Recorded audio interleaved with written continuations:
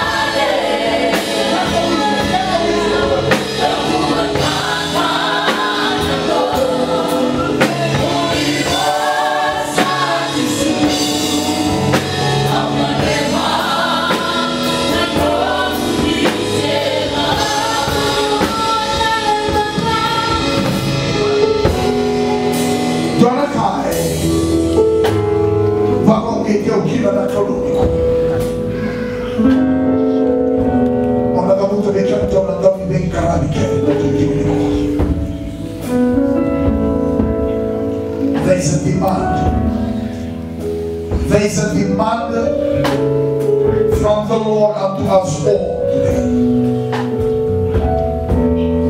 Let us give room to the wisdom of God to operate in the church.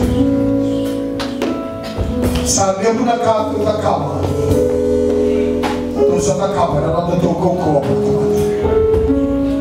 That is the reason